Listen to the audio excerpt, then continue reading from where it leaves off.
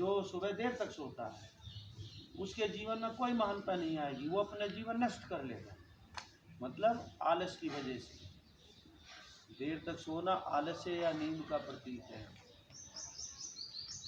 सबसे पहले शरीर का आलस दोष है भारी, और जिसके कारण बुद्धि नष्ट हो, निष्फल क्रिया सारी। बच्चा पढ़ने में होशियार है, सो रहा है इसलिए कमजोर हो गया। बच्चा हर तरह से खेल में बढ़िया, पर सो रहा है इसलिए खेल के मैदान से रह गया। उसकी सारी क्रियाएं निष्फल हो जाती हैं।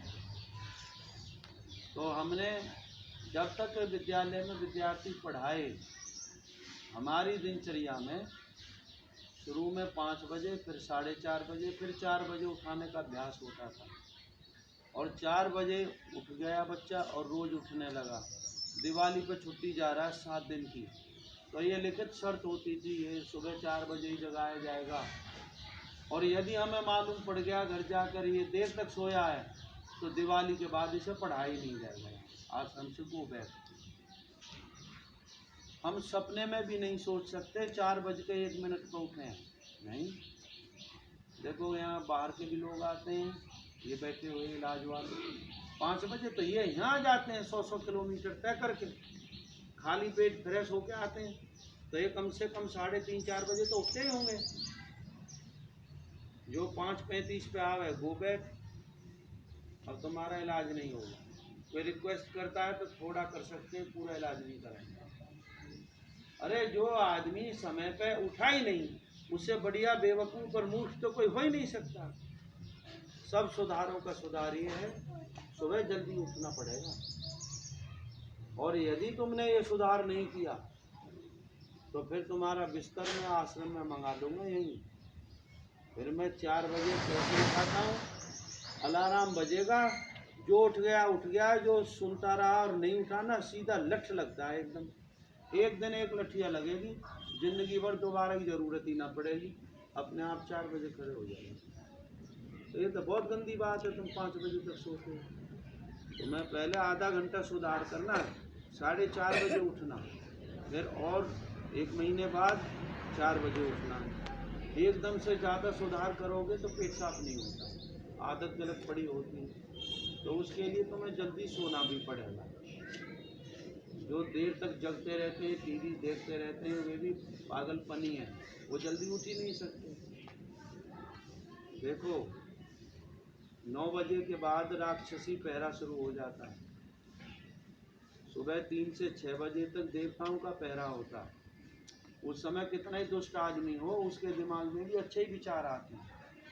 और रात को 9 से 12 राक्षसी पहरा होता है। उसमें जो भी जगेगा बेमतलब भी राक्षसी विचार आएंगे उसको। तो आपने ये ध्यान रखना है, सुबह जल्दी उठना है। सुबह कितने बजे उठना है? जो 5:30 उठते हैं वो 5 बजे उठो, जो 5 बजे उठते हैं वो 4:30 बजे उठो, जो 4:30 बजे उठते हैं वो 4 बजे उठो। आधे घंटा चेंज करो, ज़्यादा चेंज मत करो। ये बात समझ में आ गई? अब दूसरी बात सुनो।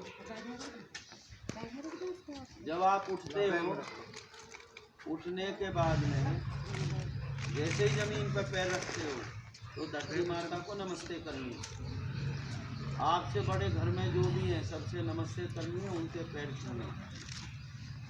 और उसके बाद सबसे पहले आपको एक करने जाना है, वॉशरूम जाना है सबसे पहले, ठीक है। फिर हाथ धो के, चेहरा धो करके पानी पीना। पानी पीने से फसल हरी भरी रहती है। देखो वो पीछे पेड़ है ना, अभी 1.5 साल उम्र है उनकी, और 1.5 साल में उनकी सफाई और उनकी सिंचाई समय पर पानी देने से फसल हरी भरी, कितना आश्रम सुंदर लगता है। ऐसे गर्मी पड़ रही है, कम से कम 2.5 किलो तो पसीना निकल जाता है हर बच्चे का, बड़े का रोज। और वो पानी 3 किलो भी ना पी रहा तो वो तो बच्चा सूख जाएगा बिना पानी के। तो तुम्हें पानी ज़्यादा पीना, जो हरा भरा रहे शरीर। बिना पानी के पेट तो सूख जाते हैं। देखो ये तीनों पेट कितने बड़े बड़े हैं, इन्हें 4 दिन में 4 बार फुल भरता हूँ पानी से, और जैसे ही भर जाता हूँ इसका पानी आधे घंटे में ख़त्म। इसका 45 मिनट में ख़त्म, उसका 2 घंटे में ख़त्म हो जाता है। इतना पानी तो इनको चाहिए। तुम कम पानी पीते हो, तो कम पानी पीने से तुम्हारी बढ़ावट कम हो जाएगी, आंखें कमज़ोर हो जाएंगी, लंबाई कम बढ़ेगी, सूखे सूखे हो जाओगे। पानी ज़्यादा पीना, समझ में आ गया। और पानी पीने की शुरुआत सुबह जब आप उठते हो, लेटरिन जाने से पहले पियो।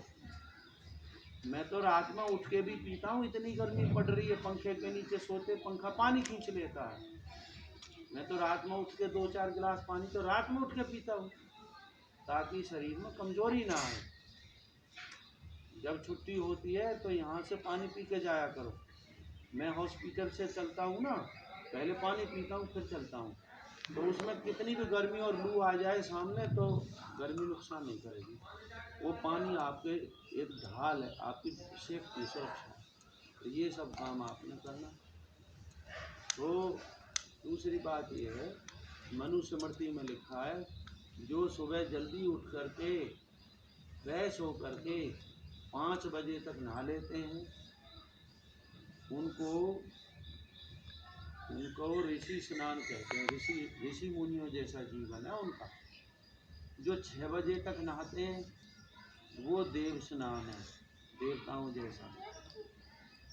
ऋषि मुनियों का ऊंचा स्थान है, देवताओं का नीचा।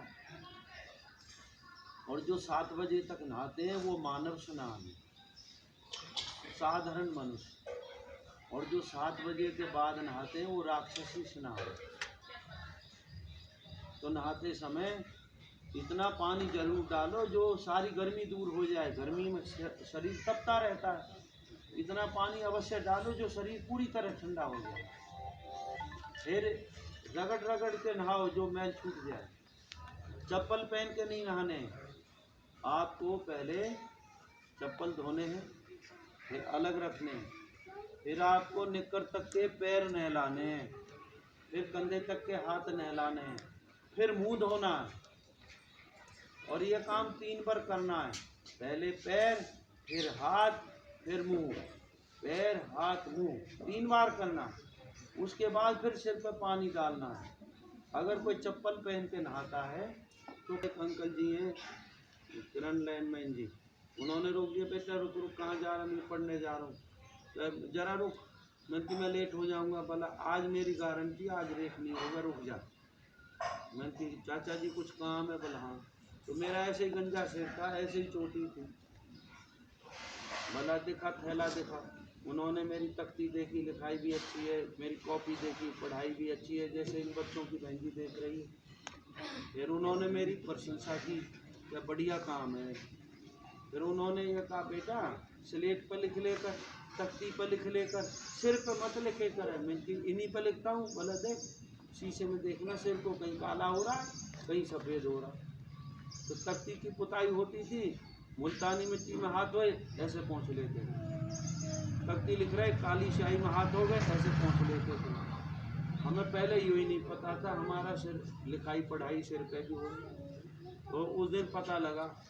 तो कई बच्चों को ध्यान नहीं रहता है, अपनी सफाई का ध्यान रखना। बोले कि मैं कह रहा चाचा जी अब मुझे जान दो दे। बोला बेटा तू भूल गया है, आज स्कूल की छुट्टी, आज संडे तो है। अरे मुझे बड़ी शर्म आई एकदम सुन के। मैं फुल स्पीड भागा, मतलब सिर पर पैर रख के भागा, मतलब कहीं कोई पैर टिके, कहीं पहिया टिके ही ना, कोई और ना देख ले। तो ये चस्का होता है। कुछ को तो लेट आने का चस्का है, स्कूल चाहे 10 बजे का कर दें वो 10:30 आएगा। अब कई गुरुओं के पास गए वो, लेकिन किसी भी गुरु की पढ़ाई समझ में ना आई कि बढ़िया से गुरु जी को